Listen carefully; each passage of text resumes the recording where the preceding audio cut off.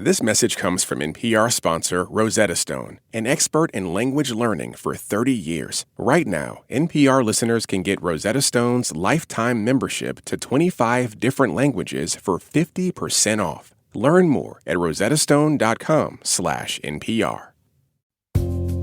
Why can't everyone just have unfettered access to food? Like, is that like so radical? This is a political choice. It's always been a political choice. If people are going hungry in the United States, it's because of policies that people are choosing and practices that people are putting into place to keep people hungry.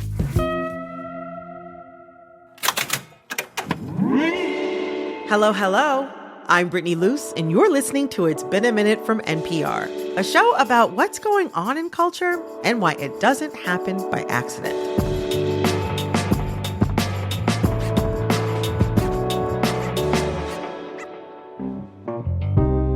This week, over 40 million people worried about losing their SNAP benefits due to the government shutdown. But with Thanksgiving just around the corner, who's hurt most by hunger? And why do some believe that if you're hungry, it's your fault? We're getting into it with Poonam Gupta, research associate at the Urban Institute, and Maggie Dickinson, associate professor at Queens College and author of Feeding the Crisis: Care and Abandonment in America's Food Safety Net. Welcome to the show. Yeah, thank you. Thanks for having us. Okay, so Poonam, Maggie, for those who don't know, what is SNAP? SNAP is the largest federal food assistance program in the United States. Anybody who meets the criteria is eligible. It's also a federal entitlement, which means anyone who is eligible gets it. If more people are in need, the program grows. If less people are in need, the program shrinks. So this potential loss of benefits, it's a really big deal. I mean, we're talking about 1 in 8 people here. Our NPR colleague Jennifer Ludden interviewed Joel Berg, CEO of Hunger Free America, and he said, quote, "If the SNAP program shuts down, we will have the most mass hunger suffering we've had in America since the Great Depression." So some states are trying to step in where they can. Virginia declared a state of emergency to extend support to people at the risk of losing benefits. California Governor Gavin Newsom deployed the National Guard to aid food banks. But many states plan to let benefits lapse, partly because the funding required is just so enormous. And also, the U.S. Department of Agriculture has said it will not use contingency funds to continue benefits. At the time of this recording, everything is still up in the air. But regardless of what happens, there's an idea around deservingness and SNAP in our culture. And that's what I want to get into today. SNAP is viewed less favorably than other programs that aren't means tested, like Social Security or Medicare.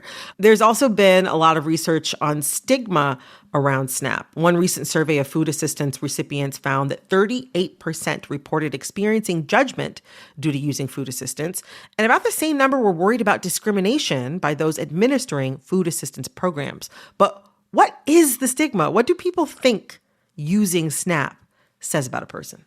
You know, I think the prevailing narrative around SNAP has been this idea of over-reliance and to a certain degree, this idea of laziness and, people are not working and they shouldn't be receiving SNAP.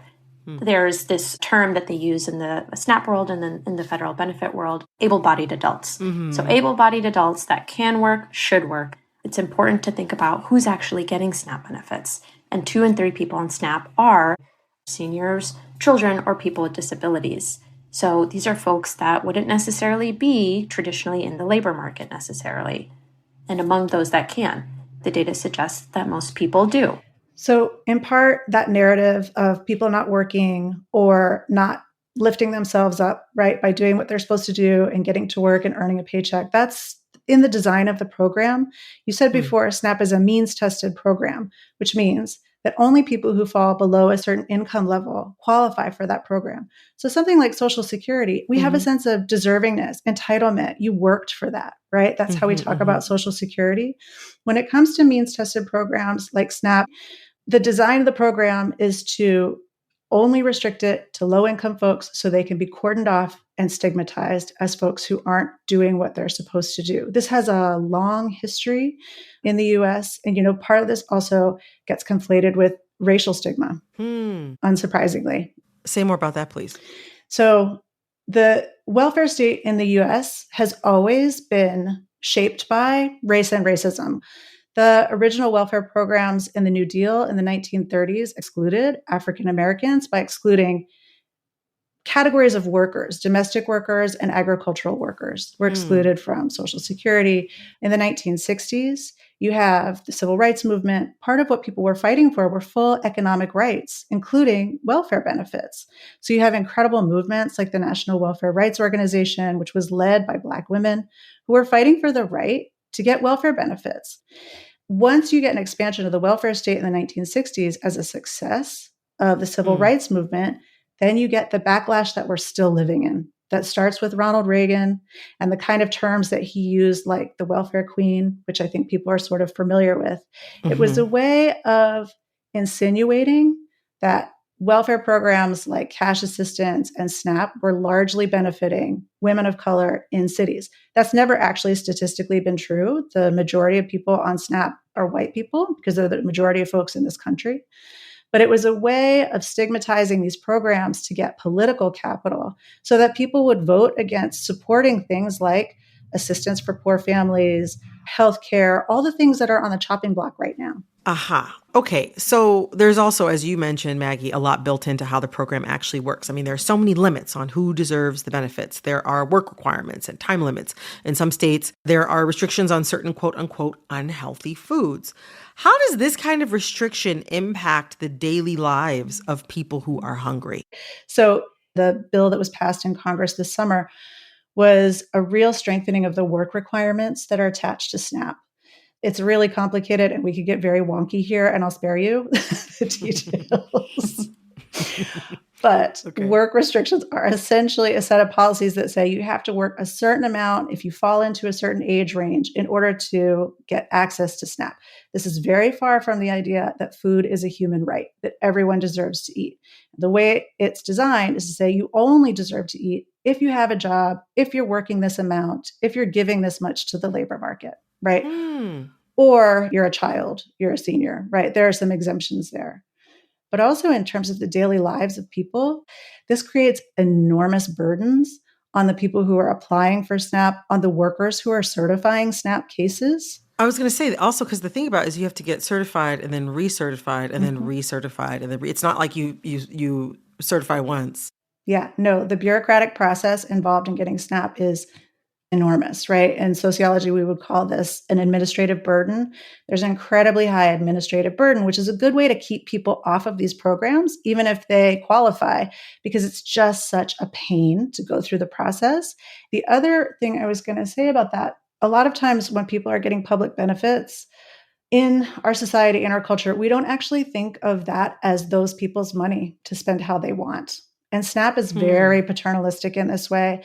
Some of the restrictions that aren't even new, that have been in the program since its inception, are things like you can't buy dish soap, you can't buy laundry detergent, you can't buy tampons, you can't buy diapers. Things that many other people buy at the grocery store anyway. Things that people buy at the grocery store and that are necessities, right? That are needed things because it's restricted to food. So when I say paternalistic, it's that idea that that's built in. The only thing you can buy is food. You can't buy prepared food. God forbid you want a rotisserie chicken because you had a long day at work. Yeah, and I think this question also relates to some of the stereotypes that we were talking about before. There's the stereotype that we can't trust low-income families to make choices about their own diets. And this is sort of playing out with some of the newer restrictions that we're seeing at the state level, where 13 states have now started to implement waivers to restrict purchases. Right. 12 states have already had their waivers approved, and Tennessee has asked for approval.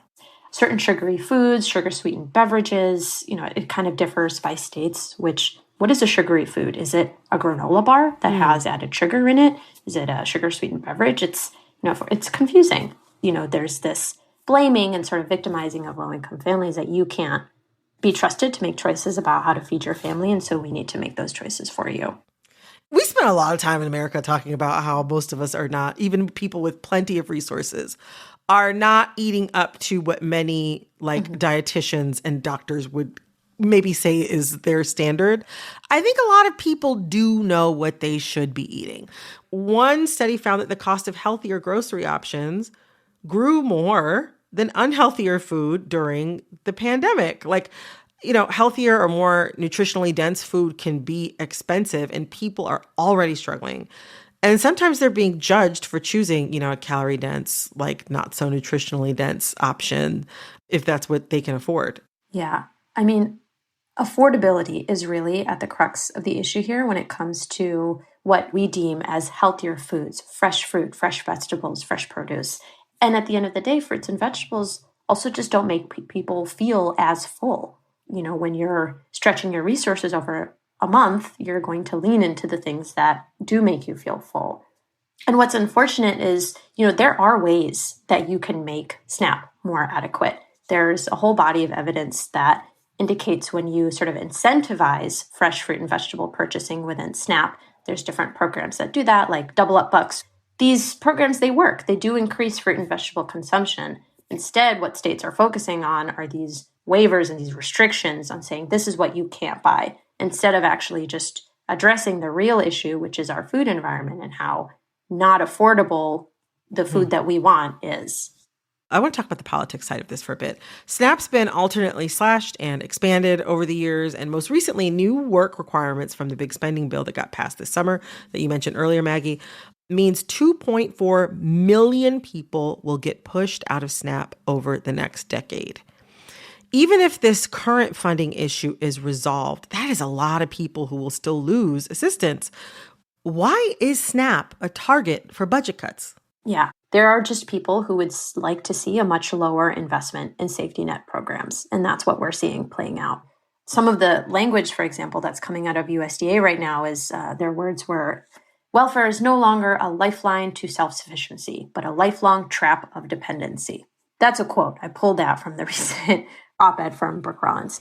Brooke Rollins, she's the head of the USDA. She wrote that op-ed with other people like RFK Jr., Dr. Oz, and Scott Turner, Secretary of Housing and Urban Development. There's this idea that people are not only receiving SNAP, but they're receiving it for too long, right? And so it should be sort of a temporary, type of assistance.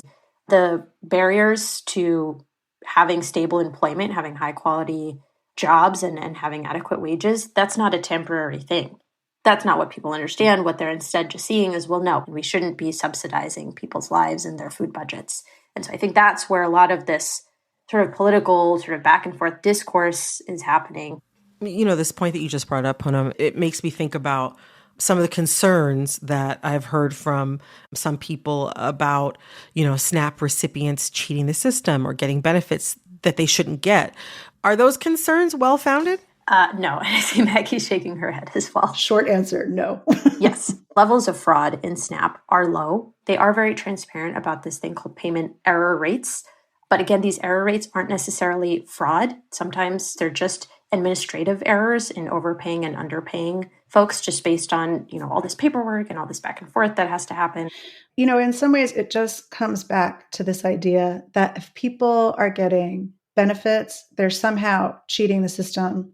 And what that leaves out is the system and how the system is actually working. So for example, the federal minimum wage is still $7.25, and people are trying to pay rent, pay their electricity bill, buy food. So when we say these are people we need to keep an eye on to make sure they're not accidentally getting too much or defrauding the system, it's just ignoring the context of how we're all living.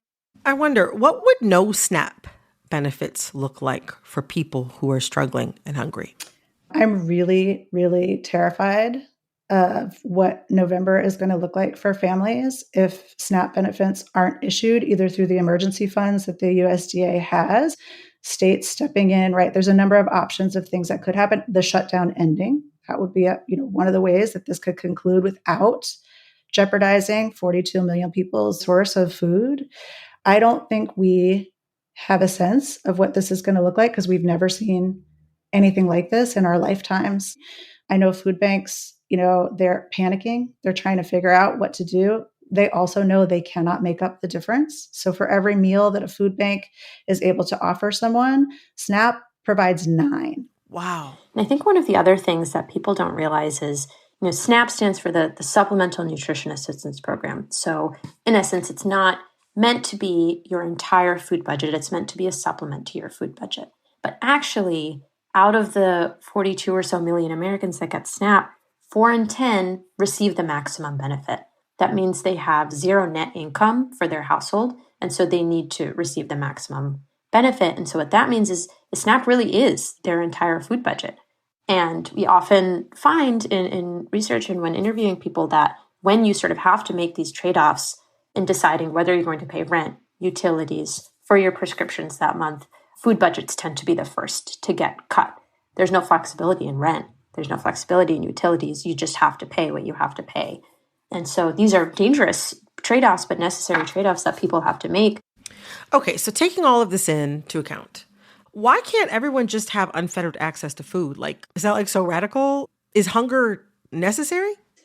This is a political choice. It's always been a political choice. If people are going hungry in the United States, it's because of policies that people are choosing and practices that people are putting into place to keep people hungry. When people are hungry and they're struggling, they're vulnerable to exploitation, right? They're willing to take a job that is terrible, is maybe dangerous, doesn't pay them enough to actually meet their needs because they're hungry, right? And so when we ask this question, like, why are we legislating hunger? We also have to think about, what does hunger do? What does it make possible? And what it does is it makes people desperate. Desperation makes people choose things that are maybe less than they deserve. Maggie, Poonam, I've learned so much here. Thank you both so much for this conversation. I really appreciate it. Yeah, absolutely. Thanks for having us. To thank you, could you stick around to play a game? Yes, happy to. Sure. All right, y'all, when we get back, we're going to play a little game. Stick around.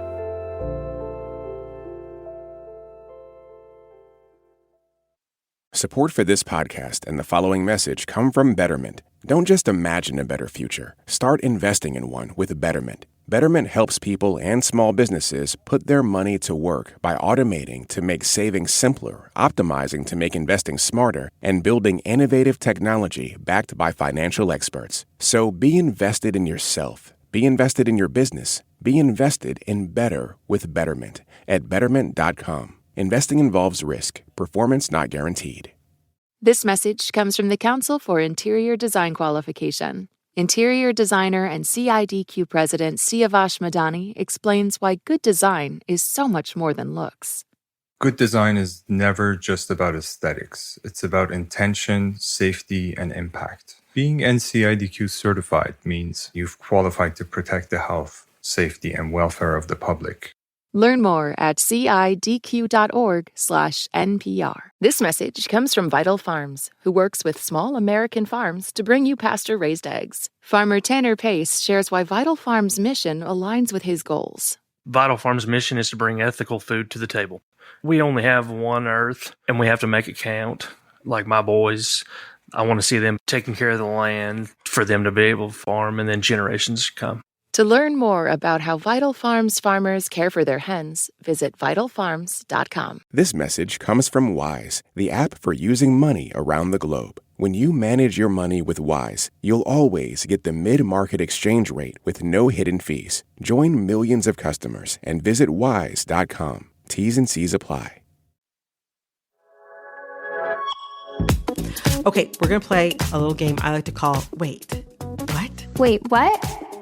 We're going to run through some pop culture moments of the week, and you're going to guess who did what. But don't worry, it's all multiple choice. The right answer is in there somewhere. The first person with the right answer gets a point. The person with the most points at the end wins.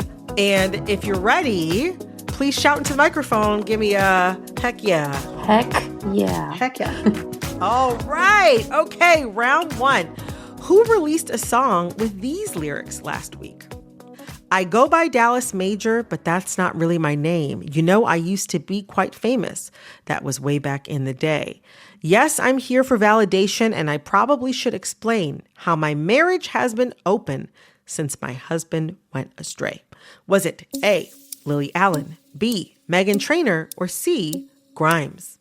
Was it Meghan Trainor? I'm trying to think of who would live in Dallas. I think I'm maybe also going to go with Meghan Trainor. All right, well, y'all will get it next time. The answer is A, Lily Allen. She put out a really scathing album about the dissolution of her marriage. And I listened to it. You know, the music was okay, but the mess was top tier, and I love mess. She literally, I mean, I felt like I was going through every single line of her diary. Oh. If you were really wrong, would you put your business out there like that? Would you put it on wax? No way. It depends how much I think I'd get out of it, I guess. How much I'd get paid for it. I'm on the same page. It's a high price, but I do have a price for selling my story. All right, round 2. 2 people were seen holding hands in Paris this week that I would not have expected together. Who are they? A, singer Shakira and actor Zac Efron. B, singer Katy Perry. I guess she's a singer. And former Canadian Prime Minister Justin Trudeau. Or C, political correspondent Steve Kornacki and actor Lucas Gage. I think it's B, Katie and Trudeau. Okay, I'm going with A, but only because I feel like I heard that Katy Perry and Justin Trudeau went out to dinner, but this was like months ago. So now I'm like, maybe we'll go with A just to shake it up. All right. Well, the answer is B, Katy Perry and Justin Trudeau. You are right. They were seen having dinner, supposedly, a little while ago, but there's been rumors swirling about them for a while. They haven't confirmed anything, but openly holding hands in public is kind of a hard launch. Agreed. All right. Last round. Which celebrity said this week, if you think of a woman with lust, it's the same thing as actually doing it. Committing adultery or whatever. It's like the same thing. If it even crosses your mind for 1 second. Was it A, actor Matthew McConaughey, B, singer Justin Bieber, or C, actor Chris Pratt? I just saw this one this morning. I think it's Justin. I'm terrible at this game, but I'm going with Chris Pratt because I feel like he made a weird turn a couple years ago. I would agree with that as well, to be honest with you. But yes, the answer is Justin Bieber.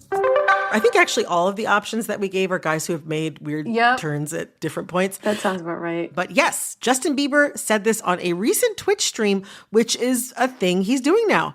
He was attributing this to Jesus, but if we lived in a Minority Report style world, what thought crime would you be arrested for? I do think the thought crime that we're all maybe doing right now is robbing the Louvre. If it's that easy.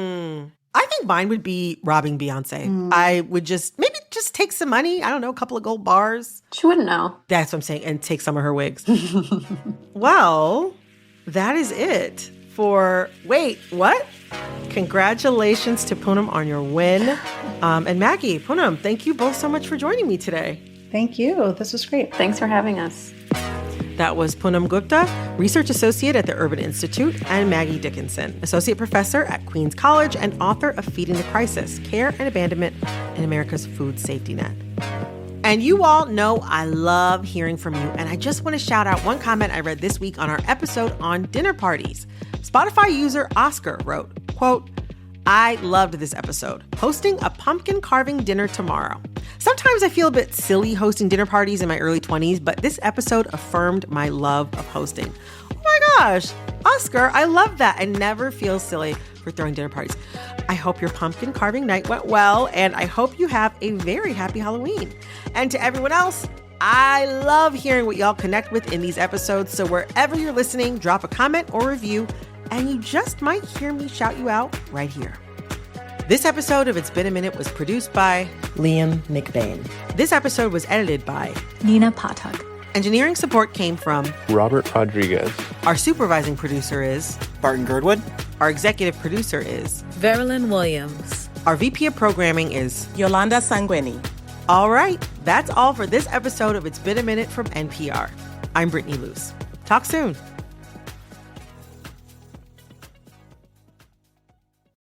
Support for NPR and the following message come from IXL Online. Is your child asking questions on their homework you don't feel equipped to answer? IXL Learning uses advanced algorithms to give the right help to each kid, no matter the age or personality. One subscription gets you everything. One site for all the kids in your home, pre-K to 12th grade. Make an impact on your child's learning. Get IXL now. And NPR listeners can get an exclusive 20% off IXL membership when they sign up today at IXL.com/NPR. This message comes from Jerry. Are you tired of your car insurance rate going up, even with a clean driving record? That's why there's Jerry, your proactive insurance assistant. Jerry compares rates side by side from over 50 top insurers and helps you switch with ease. Jerry even tracks market rates and alerts you when it's best to shop. No spam calls, no hidden fees. Drivers who save with Jerry could save over $1,300 a year. Switch with confidence. Download the Jerry app or visit jerry.ai/NPR today.